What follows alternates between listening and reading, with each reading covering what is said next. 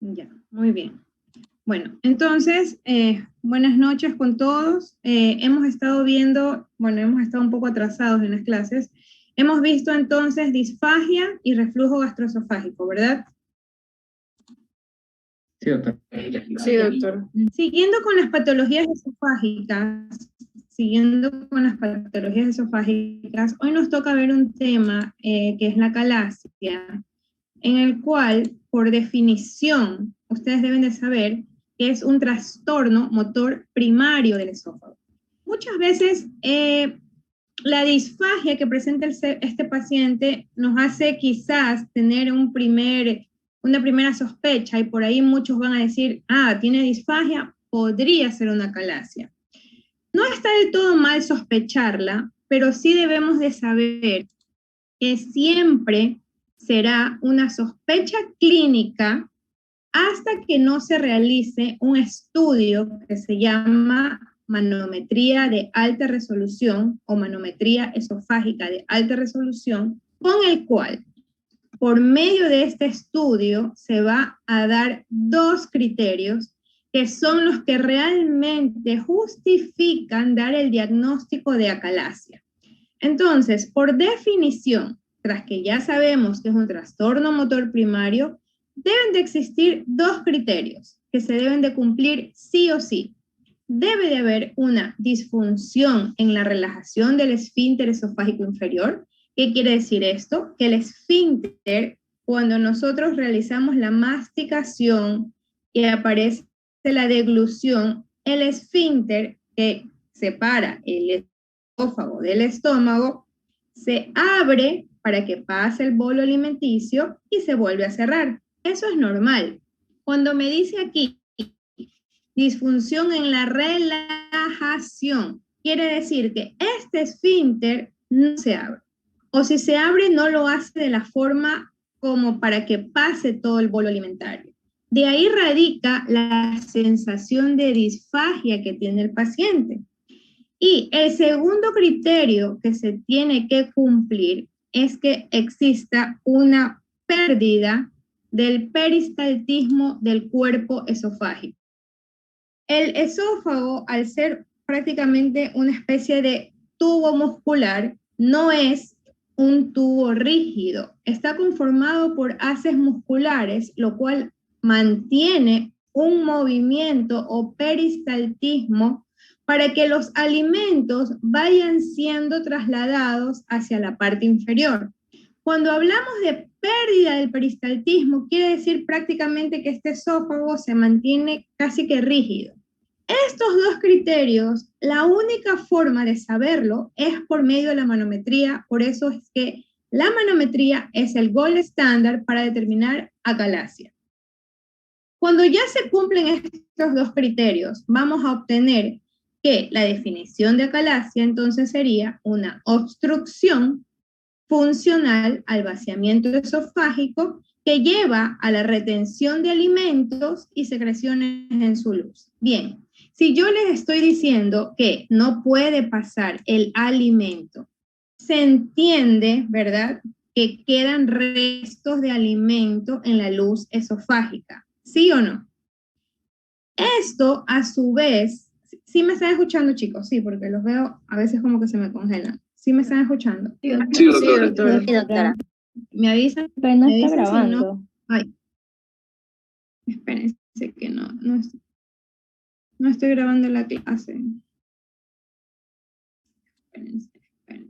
A ver. Recording in progress.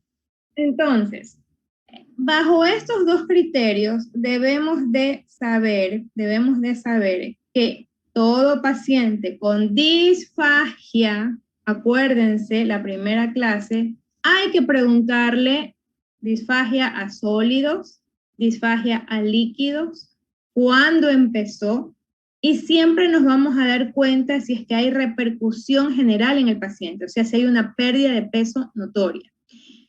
Si hay alimentos en la luz esofágica, ¿qué creen que se va a producir en esta mucosa del esófago?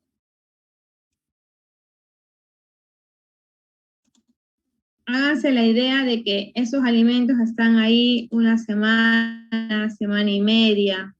alimentos que aparte de ser alimentos tienen saliva, hay claro, puede presentarse una infección, puede presentarse también al olor, ¿verdad? Halitosis en este paciente.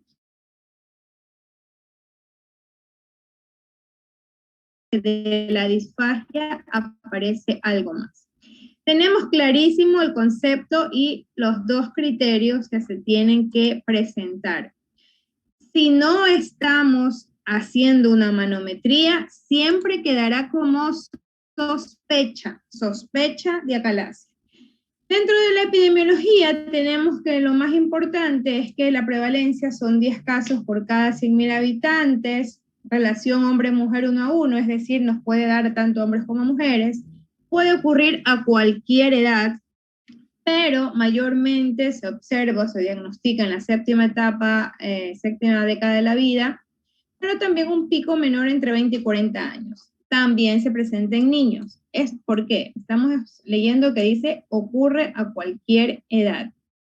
Entonces, dentro de lo que es la clasificación de la acalasia, debemos de saber que existe la primaria o idiopática y secundaria. La primaria es la que realmente vamos a estudiar.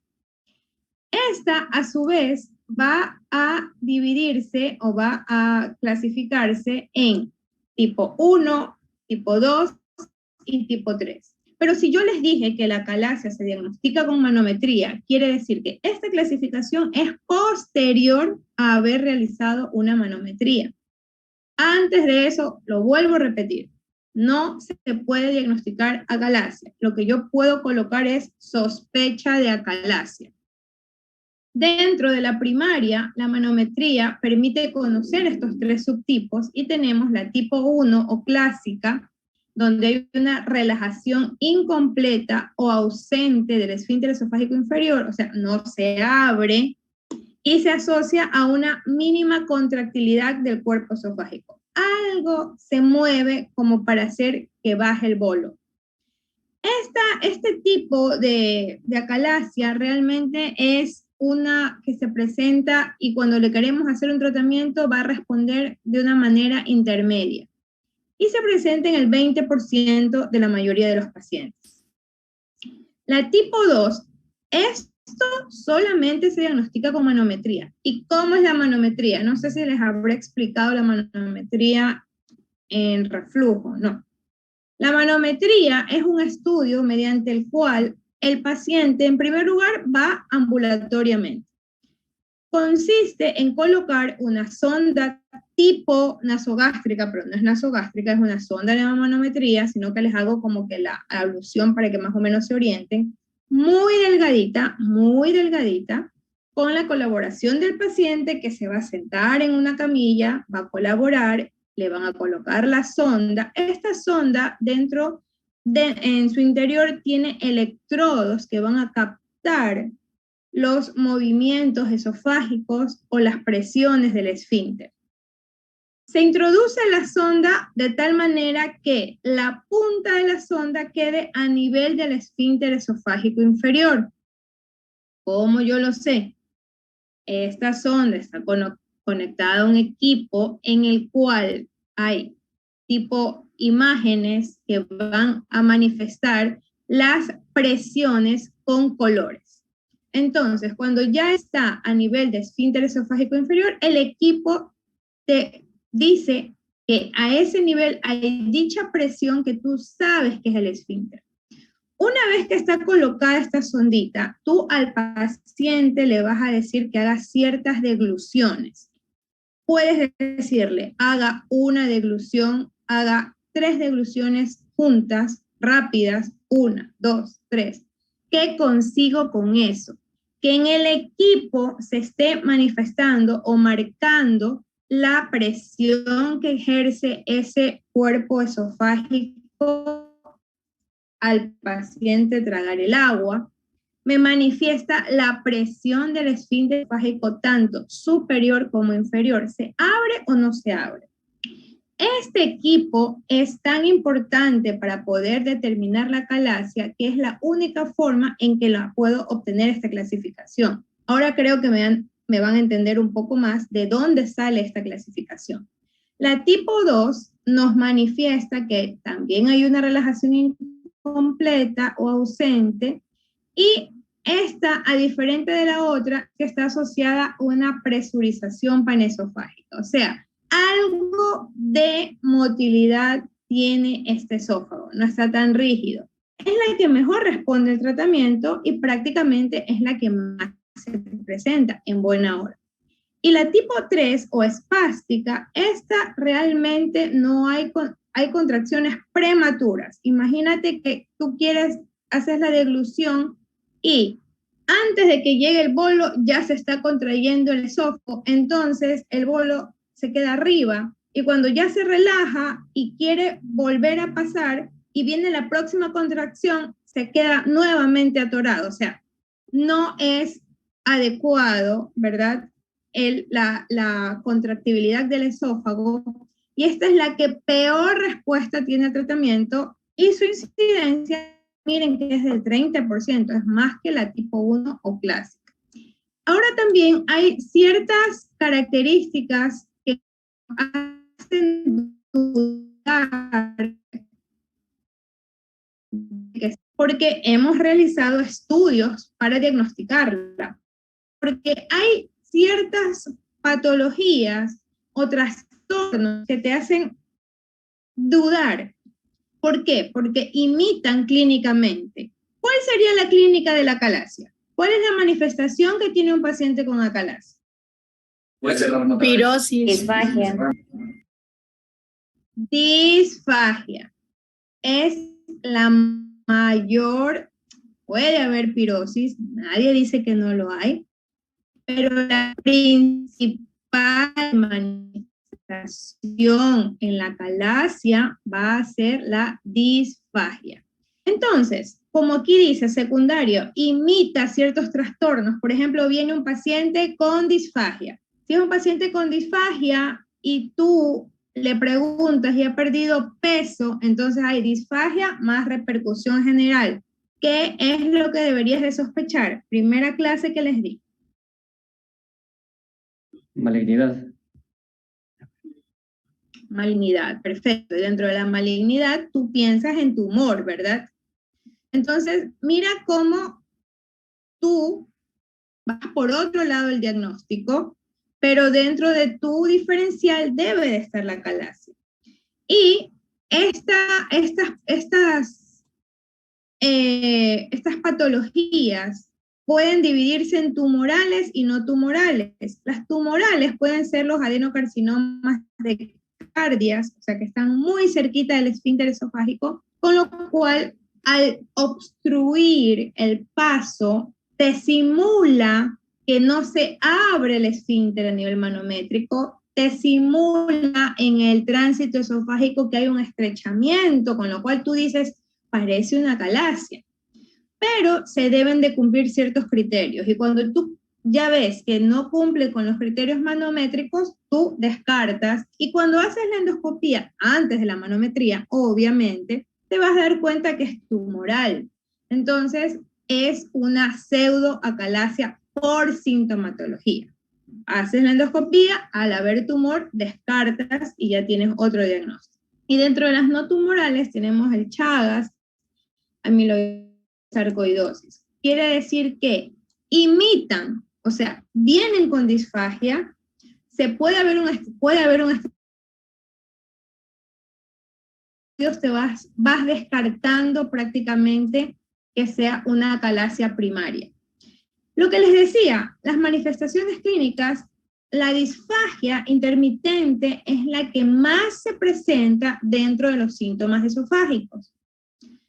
Pirosis también hay, correcto, les dije, regurgitación puede haber, también acuérdense que va a haber un material en el esófago que tiende a regresarse. Puede haber un dolor torácico no cardiológico, como yo hago, descarto con un electrocardiograma, ¿verdad? Puede haber dolor epigástrico, dinofagia, pero si ustedes se dan cuenta, el síntoma principal va a ser la disfagia. Por eso deben de tenerlo en cuenta. Si yo les pregunto patologías que manejan disfagia, ustedes me van a nombrar la calasia, ¿verdad? Tienen que nombrar esa porque es su principal manifestación. Ahora también hay síntomas extraesofágicos. El paciente puede tener tos, puede hacer aspiraciones. Recuerden, tengo alimento que está contenido en el esófago. Puedo tener dolor de garganta por regurgitación. Y si yo no puedo tragar, no puedo deglutir normalmente, voy a tener una pérdida de peso. Fíjense en esta imagen y grábense, porque esta es la imagen característica de la acalasia. En esta imagen nosotros vamos a observar, en primer lugar, el esófago ensanchado, en esta imagen a la de la tercera. Termina como en punta la parte final del esófago, no debería de ser así, porque recordarán que el tránsito es darle al paciente una sustancia con bario, que al deglutirla se le van a hacer placas radiológicas y que se debería de ver como la anatomía en sí del esófago. Entonces no debería de haber este estrechamiento, aquí lo hay, y es la típica imagen en pico de ave que te dice la literatura. Nos vamos a la placa de acá, vemos también un esófago que se está ensanchando en ciertos lugares y que termina también con un estrechamiento a nivel inferior. Lo mismo de la primera placa. Entonces, yo, cuando tengo un paciente con disfagia, ya lo dije, ¿qué es lo que primero debo hacer? Un tránsito varitado de esófago o esofagograma o seriada esófago gastroduodenal, es lo mismo. Con esto yo lo que voy a determinar es si hay un ensanchamiento, si hay un estrechamiento, a qué nivel está, y me hace entender que si yo avanzo a una endoscopía, voy a encontrar un estrechamiento a cierto nivel o a cierta altura. Yo tengo el paciente con disfagia, le hago un tránsito, observo esta imagen, y con este tránsito se realizó una clasificación con la cual nosotros tenemos que, dependiendo de lo que se observa en el tránsito, vamos a clasificar en grado 1, 2, 3 y 4. Grado 1, un esófago levemente dilatado, signo pico de ave, pero tiene cámara gástrica. Miren aquí, si vemos esta imagen, veo la cámara gástrica, entonces yo lo clasifico como 1. Está ensanchado, tiene el pico de ave, lo clasifico como 1. Ahora, si el esófago está dilatado y no tiene una rodilla, ¿qué significa rodilla? Si ustedes se dan cuenta acá, rodilla significa cuando se hace una especie de circunvolución o se hace una especie de como un engrosamiento, pero no es la palabra correcta, como que se va deformando el esófago, porque al estar ensanchado, al ser un músculo, va adquiriendo cierta forma dependiendo de cuánto tiempo pase con ese alimento atorado. Y como toda fibra muscular, va adquiriendo otras formas. Entonces, cuando yo hago el tránsito y observo que hay un esófago dilatado, pero no hay rodillas, o sea, está dilatado, pero está como que se lo ve sin alteraciones marcadas, pero ya no observo la cámara gástrica, entonces yo digo que es grado 2. Grado 3 ya viene un esófago con una rodilla, y grado 4 es un esófago con más rodillas que se lo ha llegado a denominar esófago sigmoideo. Si ustedes cogen una imagen del colon sigmoides, que lo ven como que tiene austras, ¿verdad? Prácticamente así se observa el esófago en un grado 4 de acalasia según la clasificación radiológica. Cuidado, me van a decir que es endoscópica. Cuidado, es radiológico lo que estamos hablando. Entonces, según la Asociación de Gastroenterología Americana, nos recomienda que todos los pacientes con sospecha, fíjense la palabra sospecha, yo no estoy dando un diagnóstico, deben realizarse un esofagograma con bario, en ese orden. Deben realizarse una endoscopía, una veda, y deben avanzar a una manometría esofágica para realmente poder confirmar el diagnóstico. Entonces, ese es el orden en el cual se van a realizar los estudios frente a una sospecha de acalasia. Fíjense acá en esta imagen cómo vemos esa retención de alimentos, que la única forma de observarlo directamente es con la endoscopía. Entonces, hay pacientes que tú le haces la endoscopía y no observas nada. Mucosa sana, ves como que un ligero estrechamiento, pero puedes pasar hacia estómago con el tubo del endoscopio, no encuentras mayor cosa. No por yo tener una endoscopía normal voy a decir que no es acalasia, porque si están atendiéndome, ¿cuál es el gold estándar para determinar acalasia? Manometría. Perfecto. Entonces, una veda normal no quiere descartar o no descarta acalasia. Cuidado, no lo descarta. Simplemente yo pongo en mi informe endoscopía normal, pero avanzo a la manometría. Así esté normal. Puede ser que esté estrecho el esófago y que ya lo observe, y puede ser que encuentre alimentos retenidos. Bueno, aprovecho y lo saco como en esta foto, con una pinza, saco el alimento retenido.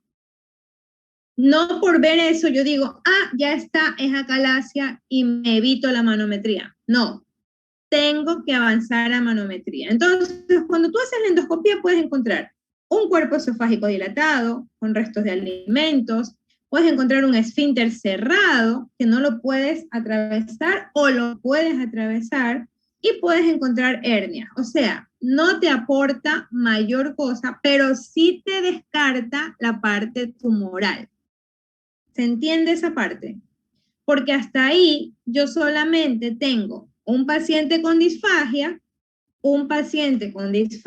más tránsito, y en el tránsito lo que he visto es un estrechamiento. Acuérdense que también puede ser tumoral. Entonces, ¿qué hace la endoscopía? No me confirma acalasia, pero sí me hace descartar la parte tumoral. ¿Ya? Está entendiéndose hasta ahí, ¿verdad? Una vez que yo avanzo en los estudios, bueno, ahora sí, llega la manometría, constituye el gold estándar, tiene que haber los criterios ya mencionados, tú la clasificas en los subtipos ya mencionados, con lo cual hasta ahí yo llego y ya por fin puedo tener un diagnóstico para mi paciente. Hasta antes era sospecha. Ahora bien, tengo a mi paciente con acalasia, bueno, vamos al tratamiento. ¿Cuáles son los tratamientos que le puedo ofertar a mi paciente? Tengo tratamientos farmacológicos, endoscópicos y quirúrgicos. Dentro de los farmacológicos, que son los menos eficaces, pero hay indicaciones precisas para cierto tipo de pacientes. Por ejemplo, pacientes que no pueden tolerar intervenciones más invasivas, hablando de las quirúrgicas, como pacientes quizás mayores, o pacientes que yo necesito primero mejorar algo de lo que está obstruido ese esófago para llevarlo a una dilatación posterior. Entonces tengo que hacer que exista un peristaltismo para que pueda bajar el alimento.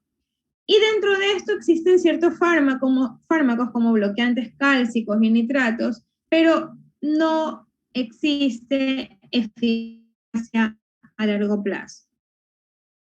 De las recomendaciones, estos tratamientos juegan un papel muy limitado, usarse o en etapas muy tempranas de la enfermedad o temporalmente antes de un tratamiento definitivo como la cirugía.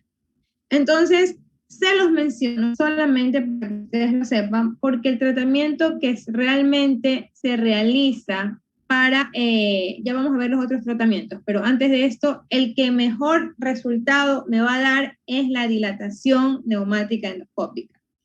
Es una de las técnicas no quirúrgicas más efectivas. No quirúrgicas porque obviamente va a tener un menor riesgo, ¿verdad? Como cualquier cirugía la puede tener. Entonces, ¿en qué consiste? En primer lugar, a este paciente es por medio de una endoscopía que lo que se va a hacer es pasar una guía, que es lo que está acá.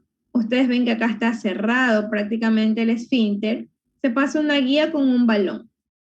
Esto al exterior está conectado con una pistolita de agua, con lo cual este balón, al inflarlo, se va a producir una presión sobre este esfínter que va a hacer que se rompan ciertas fibras musculares, con lo cual yo obtendría como que se me aperture el esfínter para que el paciente pueda comer, pueda tragar, porque realmente a eso es que te va el paciente. El paciente quiere comer, tiene disfagia, está bajando de peso, no puede comer.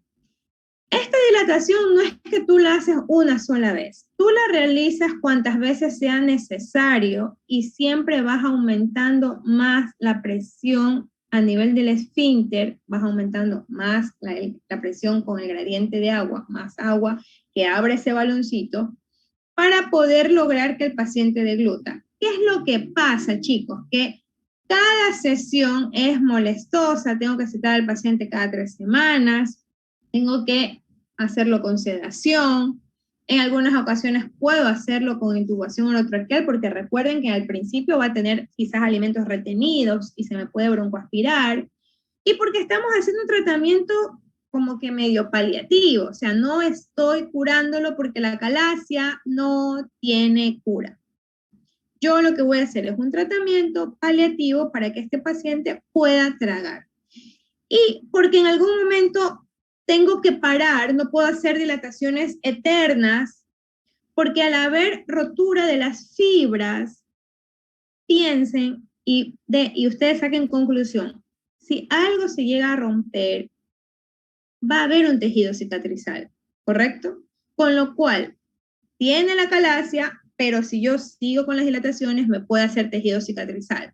Me va a hacer un estrechamiento a la larga.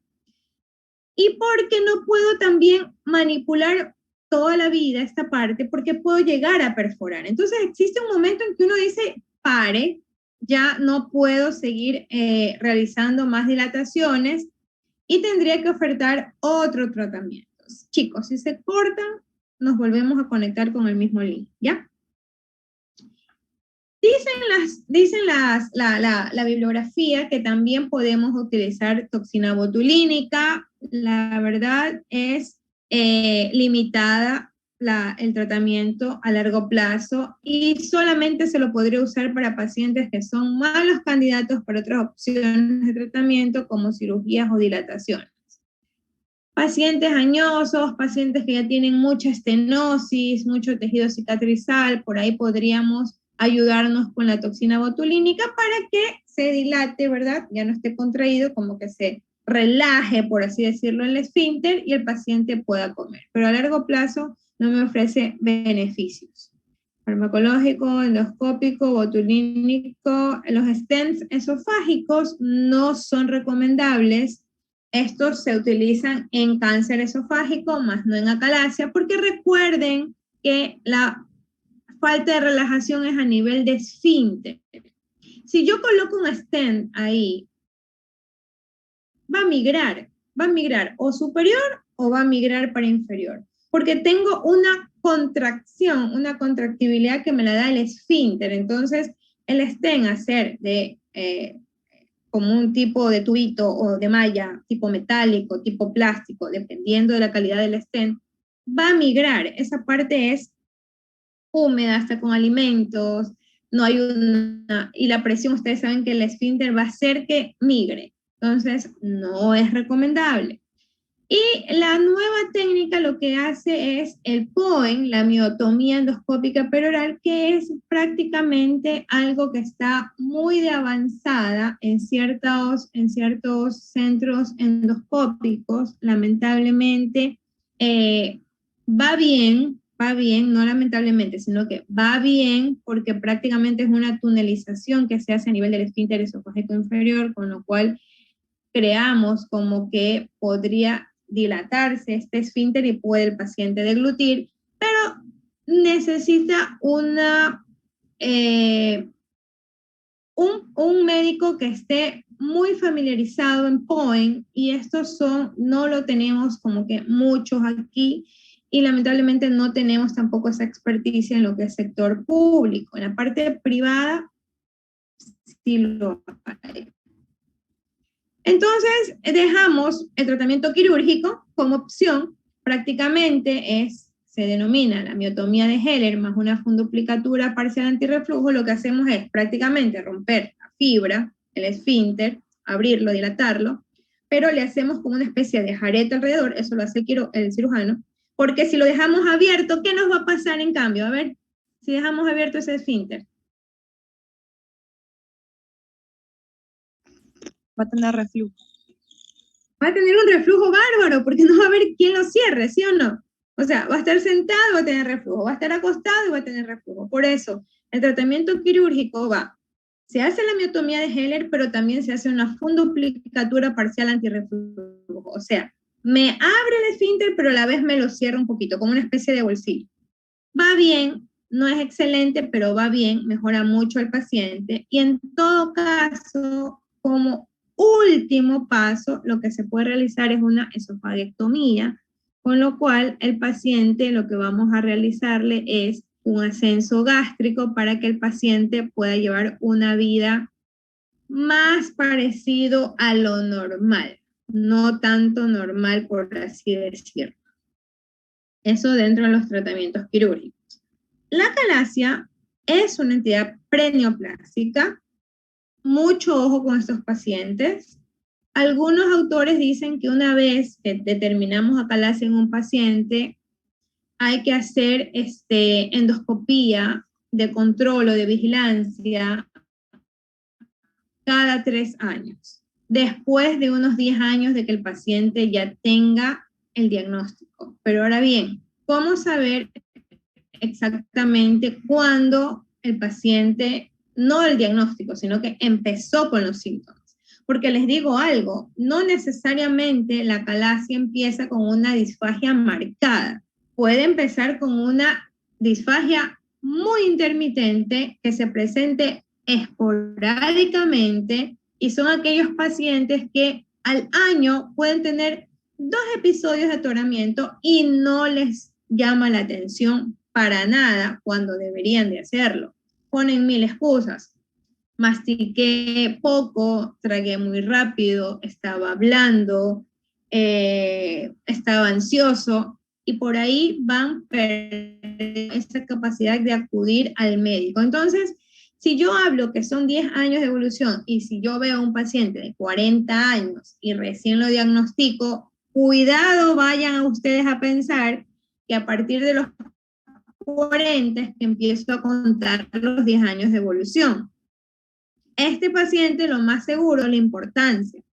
¿Cómo lo sé? Haciendo una buena historia clínica, preguntando adecuadamente síntomas pasados. Acuérdese usted si en algún momento llegó a tener un episodio que se atoró comiendo algo que todos comían, pero que usted fue el único que lo presentó. Entonces, a veces la gente sí se le queda marcada ese tipo de experiencia y dice, ¿sabes qué?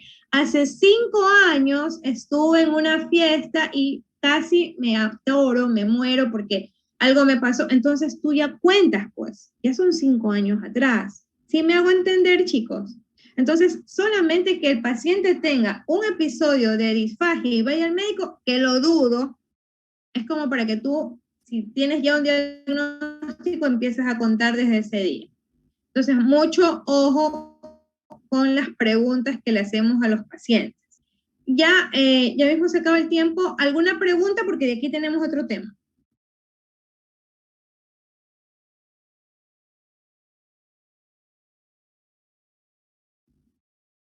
¿Se entendió? ¿Se entendió, chicos? Lo que más quiero que entiendan es que acalasia, lo que más me preocupa que ustedes tengan es bien claro que paciente con disfagia es alarmante.